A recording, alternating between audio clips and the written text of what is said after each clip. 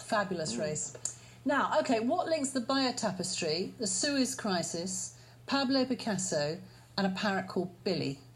Well, until you mentioned Billy, I was kind of trying to find some historical link, but no, you've stumped me. No idea, OK. The answer is a remarkable lady from Dorset called Dorothy Boyson. I was going to say that. Dorothy is a teacher and artist who has been at the heart of some of the 20th century's most significant events, as well as raising 6 children. And she has something very special she'd like to give away. David Allard has been to meet her. The Bayeux Tapestry, a chronicle of events leading to the Battle of Hastings in 1066. The original is on permanent display in France. But in a farmhouse in Dorset, there's a remarkable copy, painted on 12 wooden panels by Dorothy Boyson. How long did it take altogether? 2 years. Wow. It's completely, utterly accurate. Dorothy took on the challenge at a difficult time, having just lost her husband. It helped me to get back to a settled and quiet time in my life. And all these little fiddly bits at the bottom and the lettering was also very therapeutic to do. You may have spotted the parrot. This is Billy, and he's Dorothy's constant companion. I take him out in the forest every morning, and I'm known in the forest as the bird lady.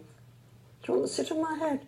Billy is a colourful echo of a life lived in the avant-garde, an adventure which began in Egypt in the 1950s. Britain and France are the 2 countries most vitally concerned in the problems created by Egypt's seizure of the canal. I'd been teaching in Alexandria, and during the Suez Crisis, all British personnel were evacuated. We were put on a ship, and one way and another I ended up in Cannes.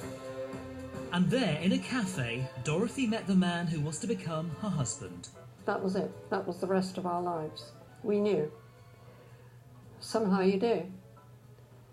And he was working with Picasso, of course, at the time. And we used to all meet. It was very leisurely. My husband was a great raconteur, and so was Picasso. And there was a bond between them. Together, Picasso and Hjalmar Boyson created mosaics.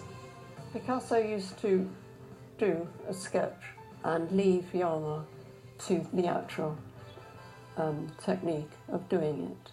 So very much a collaborative process. Oh, it was. Yes, it was.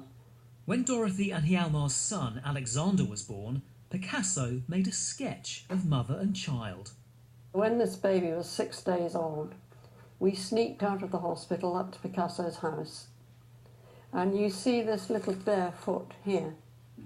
Well, his little bootie had fallen off, and Picasso picked it up and carefully put it on again, tied it up.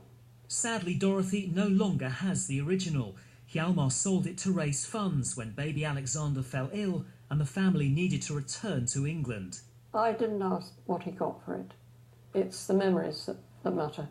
When you look at the sketch now, what really stands out for you? My hand.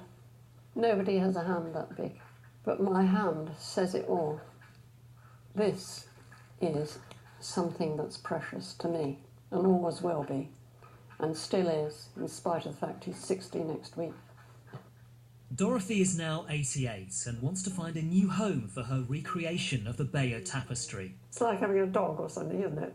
Can you give this painting a good home?